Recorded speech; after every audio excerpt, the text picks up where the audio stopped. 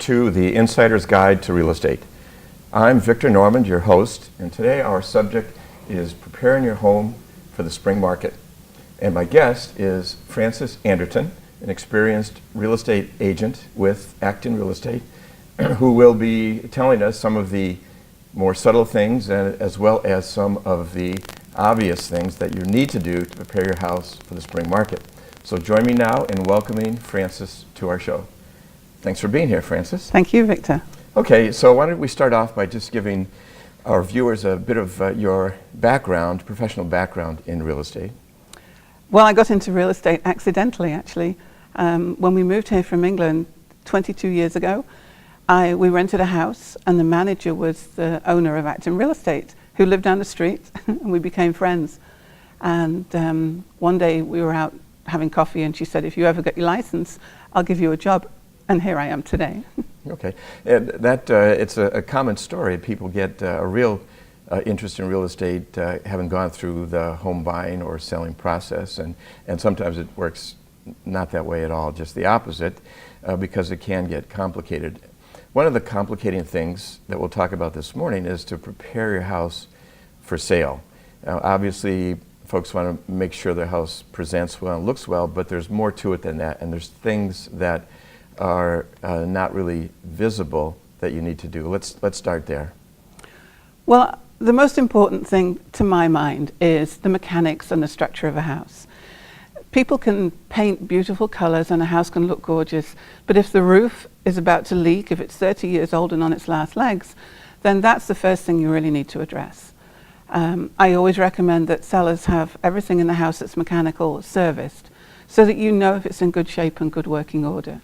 Okay, so there are certain things that you really must do, and there's certain things that would be good to do, and home sellers may be constrained by having the funds to do that. So what are the things that you really have to do in order to put your house on the market? Well, when I'm advising people, the first thing I take into account is budget, because not everybody has a big budget to do lots of things to their house. So some of the things that you can do that don't cost a lot of money, first of all, the servicing that's not very expensive, but it means that you have good working appliances and the heating system, for example. So when a buyer has a home inspection, the home inspector is going to point out anything in the house that's not working. And those are the first things that they'll point out, and those are the first things and the most important things to a buyer. Okay. They want everything in good working order. Sure. So also, I think something like a Title V inspection of the septic system, there's no way around that. Anyone who's borrowing money to buy a house is going to need to provide that to a lender. So what's involved in that kind of inspection? Well, the company that normally services your septic system is a good place to start. Have them come out, do a Title V inspection, which is it tells you that the septic system is in full working order, hopefully, when it's done. It's not a guarantee, it's just a certificate that says it was working when it was tested. It's a good idea to do this as early on in the process as you can, because if there is anything wrong with it, then you've got the time to get it fixed. And sometimes it's not a quick thing to fix. You have to go through permits and Board of Health meetings, so give yourself plenty of time for that. And there's certain times of the year, like in the winter, when it's difficult to do the work, and then there are times in the year in the spring and summer when it's good to do the work, but the companies that do the work may be busy. So you're right, it is good to plan ahead for that. Now, there is a bit of a downside to getting a Title V inspection, is that generates in the event of a failure, then whether you sell your home or not, then there's a requirement that you fix the system. What's the time frame for that? Again, you're dealing with things like meetings at Board of Health to approve permits and to backing up a second, the inspector, the person that did the Title V test, if that's the one who's going to be actually fixing the problems for you, then they need to first of all do a design. Then they have to submit that to the Board of Health, and then you've got meetings and permits that you have to go through. So you're looking at least 4 to 6 weeks. If it's in the middle of the summertime, it could be longer because the meetings aren't as often. So I would say give yourself at least a couple of months. And Title V can still be tested in the winter. It's just not so easy. But if you have to move in the winter, don't panic about that. It's certainly doable. Right, so we're talking about preparing your home, and this is just something you have to deal with. There's no Yes. way around. Are there any other things that you mentioned? Appliances, obviously, they all need to be in working order. What else in the house that home sellers might not think of that they really should attend to in order to get the house ready for sale? Well, the heating system is a good place to start inside the house. If it's a very old boiler or furnace, then it might be an idea to get a new one, to have it upgraded, because it'll be an awful lot more efficient. And while you're still living in the house, you'll get the benefits too. It would be a very good sale item. The same with plumbing, electricity. Have contractors, have professionals check these things out for you to make sure, first of all, haven't got leaks. If you have a 100 amp electricity service, consider upgrading it, because so many people these days have electronics coming out of their ears. I mean, every room you go into in a house usually has several electronic things going on. And so a 200 amp system is also going to be a benefit to you when you come to sell. Okay, so you want to deal with these mechanical aspects of the home, and if someone decides, well, I really more interested in making the house look good, I'm not going to deal with those things, I'm just going to tell prospective buyers that I'm selling it as is. How does that usually work out? Well, it's always the seller's choice what they do to a house. I can only advise, realtors can only advise what we think is the best thing to do. Again, it also comes down to budget. It may be that the budget runs to painting several rooms because they're in need of it, but nothing else. And that's fine, because we have to work with, excuse me, we have to work with what we have. Some people ask me quite often, do I need to put in a whole new kitchen? Do I need to change all the bathrooms? Again, it depends on the house and the budget. Yep. So you mentioned a home inspection. Now for an older home, sometimes it's advisable to do a home inspection, for this home seller to do a home inspection, even though the home buyer usually does one and can still do one. So what's the advantage for a seller to pay for a home inspection? Well, they know up front if there are any major issues that are going to come up with the buyer's home inspector, and they can fix them if they so choose to. So, for example, a home inspector will arrive at the house, and the first thing he or she does is walk around the outside of the house and check from the roof downwards. So they're looking at damaged roof, gutters, siding, checking that all those things are in good condition. So those are major things. Everything that a home inspector finds will go in the home inspection report. Okay. And so a buyer at the end of the day after the inspection can't remember everything, but they'll read through it and they'll see these major items that need fixing, and those are the things they'll ask the home seller to do at that stage. So it's possible the home inspector could turn up things wrong with the house that a home seller didn't even know. So that's something, once that's discovered, that has to be disclosed. But there is an advantage when you finally get to an offer and there's some negotiation to take place, and home sellers try to trade on these defects. You can use the home inspection that the home seller did and disclosed to the home buyer as putting the home seller in a stronger position to negotiate the sale of a house. So that there's an advantage there. But there's something else that allows a home seller to deal with these defects in a more cost-effective way than if they waited for them to turn up in the buyer's home inspection. Tell us about that a bit. Well, if they have their own inspection ahead of time, if something turns up, they can fix it ahead of time. It may be an item that can be fixed, and because it's been mended, then they don't have to disclose it. Anything that's wrong with a house that's a defect, you need to disclose to a home seller, particularly things like maybe you've had water in the basement. And we actually provide a form for sellers so they can disclose everything that's relevant about the house that the home buyer needs to know. This helps the seller because the buyer knows ahead of time, so they can't come back later on and say, we didn't know about this, because the seller's disclosed it. Sure, and I can see a real advantage there in providing a document that discloses everything, because they're typically, as home seller, may price their home with these deficiencies in mind, but it's the home's buyer comes along and doesn't see it that way. And so by having this disclosure, you can point to that document and say, I did disclose it to you, and my selling price reflects these defects. And there's also an advantage, I would imagine, that once a defect is identified formally, if you will, in a contract, then it has to be dealt with in a more formal way, if you will.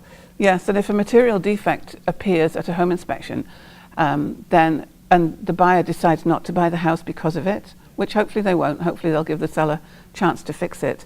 But if that happens, then the seller afterwards, when the house comes back on the market, they have to disclose that material defect. Sure. And if they'd had an inspection in the first place, then they would know about it and would have made the choice whether to fix it ahead of time or deal with it when it turned up. Sure. So a homeowner can correct a defect, can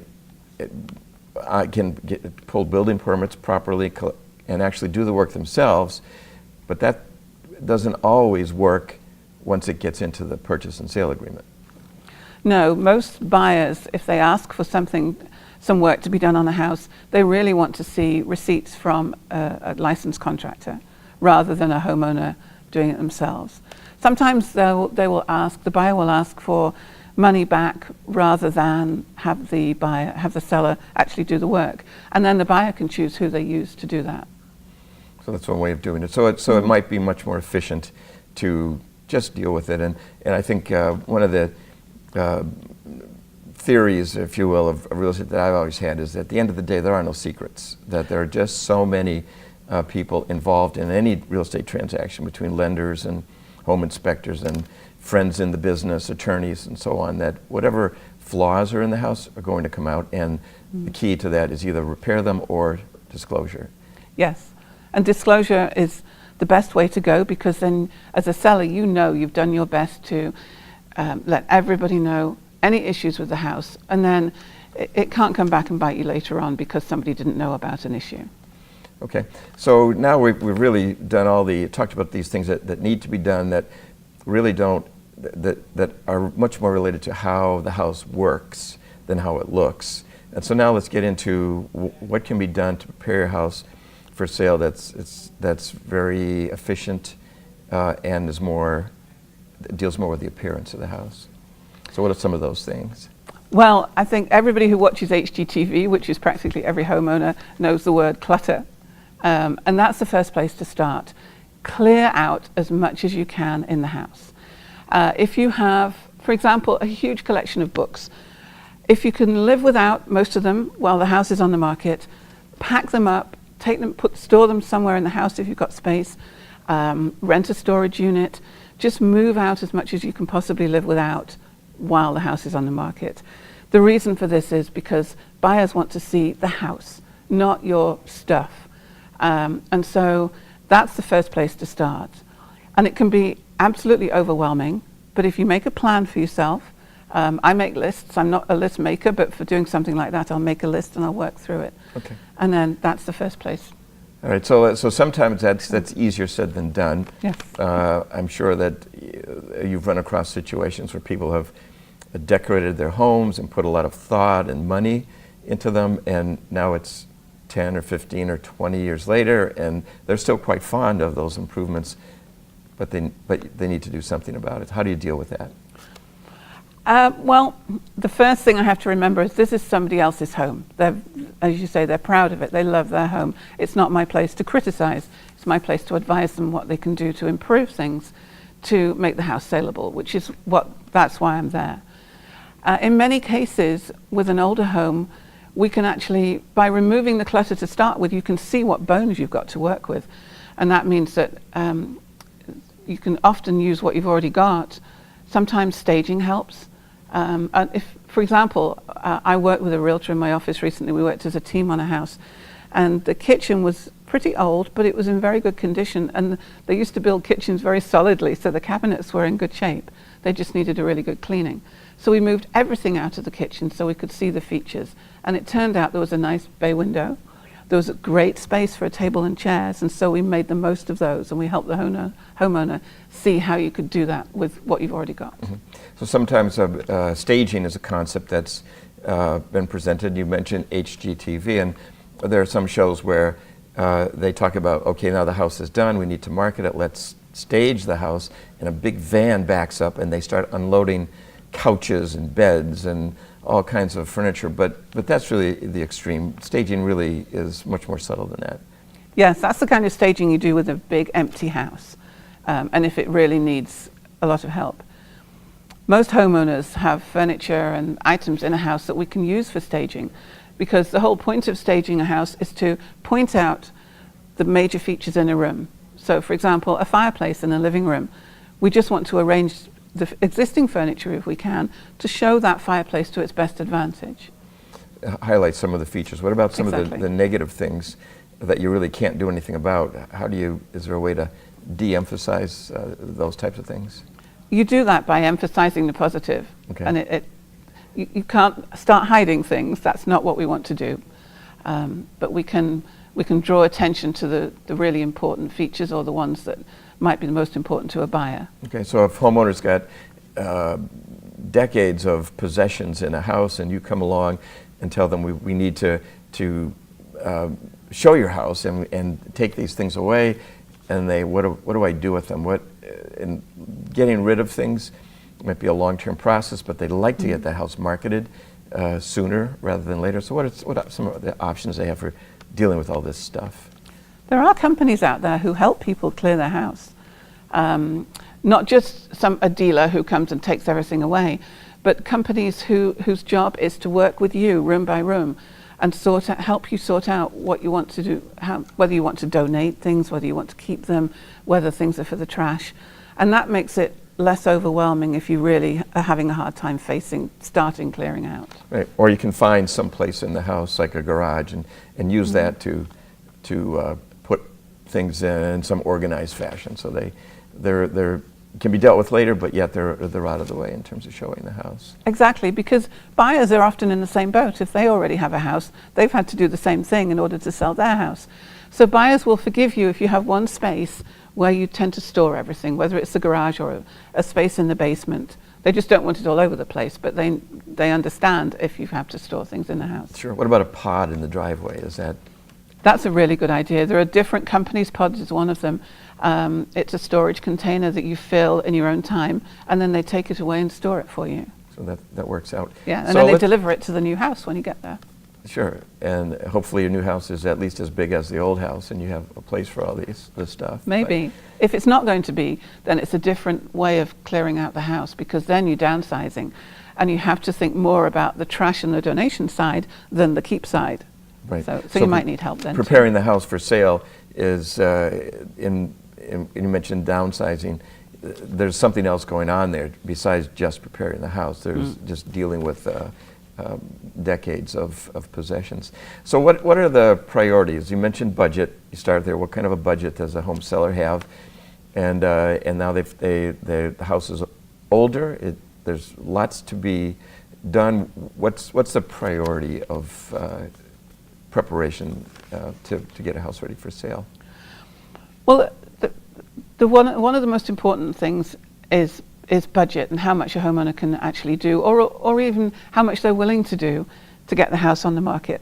Once everything's been cleared out, if we need to move furniture around to highlight features, whatever we need to do to get the house in physical shape, we will do and help them with. But then there are certain things you can do afterwards. When you've worked hard on a house, quite frankly, it can be exhausting. So I always recommend to my homeowners that they have professional cleaners come in at that point. Just take away the need to clean the house, let somebody else do it, and clean the windows, because they're jewelry in a house, they're the sparkly part, and clean windows make an enormous difference. So that's something you can do at the end once you're just ready to come on the market. Okay, so so cleanliness is a low budget item, but very important. Has a huge impact, yes. Huge impact. Okay, so, but again, where do I start in my house? If I just need to put my money someplace, where would be the best place to start? If you're looking at renovating rooms, the best places to do first are the kitchen and the bathrooms. Those are the most important rooms that sellers are looking at, buyers are looking at, sorry. A brand new kitchen is a big saleable item, and you get back a lot of what you put into kitchens and bathrooms. Hardwood floors in a house, if you have hardwood floors, they're also a big bonus. They're a benefit to buyers. They love hardwood floors. If they're in good shape, then you're fine. If they're not in good shape, consider having them refinished. Don't go covering up parts that might need refinishing if you don't want to do it. Just leave them as they are, and then a buyer can see that the hardwood is there, and they can decide what to do with it. Right. So the challenge is that typically someone who buys a house expects that as soon as they close on the house, they're going to be able to move into it. So that's why something like a kitchen is important, because they need to use the kitchen right away. So renovating a major renovation in the kitchen is really a challenge for a home buyer, and just may not work for them. And most buyers these days want homes they can move straight into. We have far fewer home buyers who are looking for properties to renovate. So they want everything to be in good shape. Okay. Paint colors they will forgive, and buyers like to paint, sellers like to paint their houses because they look pretty, and so that's fine.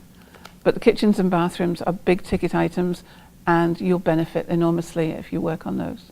Right. So one strategy might be, if you have a very dated kitchen, and you mentioned, just doing some work to it. I think if you think in terms of a total renovation, that your taste may not be the taste of a buyer, and it's possible to over-improve a kitchen, and a buyer be faced with redoing something that's brand new, and that doesn't work. So just making it look good and work, and keeping it clean, and taking things off the windows, I guess, is a good thing to do. Everything off the fridge. Is a good strategy. Take all the magnets off the fridge. Yeah, sure. Yeah. If a homeowner, if the house has an original kitchen or an older kitchen and bathrooms, and everything's sparkling clean and in good condition, then we tend to reflect in the price the fact that it hasn't got a brand new kitchen. And so there's a balance there. So when they're shopping around, there's so much information available to prospective buyers that hopefully they'll be able to make that judgment that these houses are priced higher because they do have a new upgraded kitchens or baths and so on. Yeah. So recently, Francess, you held a seminar on this topic, preparing your home for sale, and you had real home sellers in front of you. And so what was on their mind? What were some of the interaction you had with them? It was very similar to the questions you've been asking. What can we do to make our house better, make it in shape for selling? And probably most of the people who came actually weren't thinking of selling in the next few months. They're looking at it more long term. And so that gives them more time to do things. There was one lady who came who's in the process, right in the middle of renovating a bathroom. And so she was asking if the things that she has done already are good things, and what she should do moving forward, what kind of flooring she should put in, because she hadn't decided that yet. So looking to have her work validated by a professional at this point. A very smart thing to do. So what other situations have you been in that were challenging or amusing, if you will, with when you're dealing with someone who has invited you to their home, and they want to know, what I'd like to put it on the market, what do I need to do? And you open the door and you find some pretty unusual situations, I'm sure. Well, every house has a flaw of some kind, and some you can fix and some you can't change. A few years ago, I had a house on the market that was for sale. The house was gorgeous. The owner had fabulous taste. It was just beautiful. And it was so close to Route 2 that I could have reached out from the driveway and handed coffee to truck drivers driving by. So that was our fatal flaw that we had to deal with.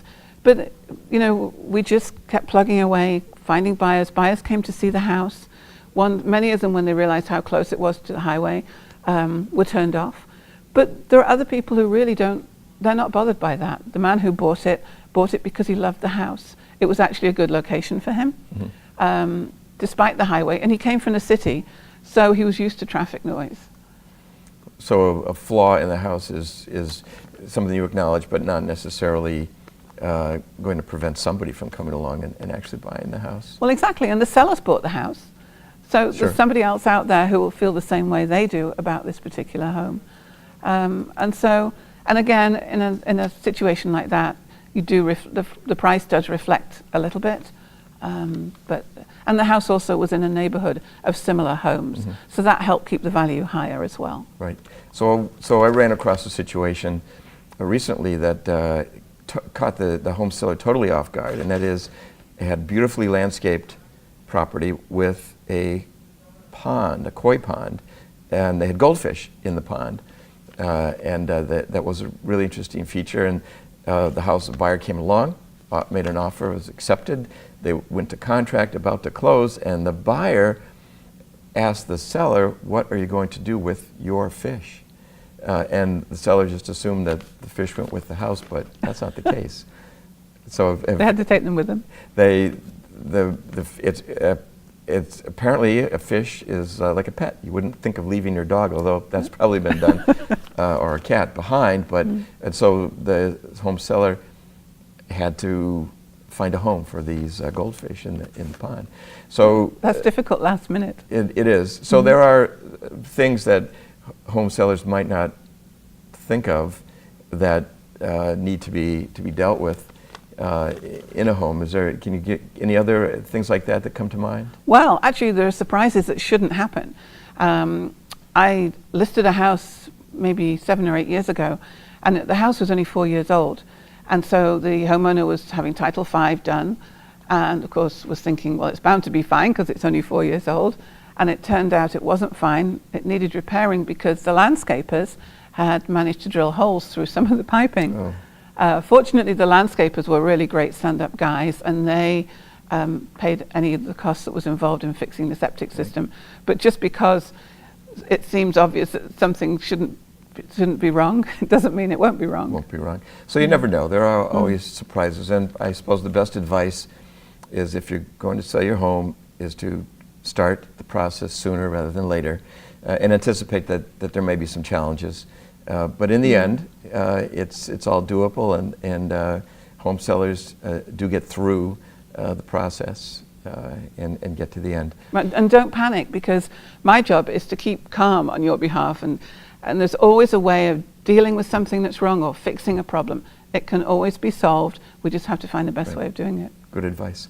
Well, Francess, thanks very much for being here today. Thank you. And thank you for watching. See you next time.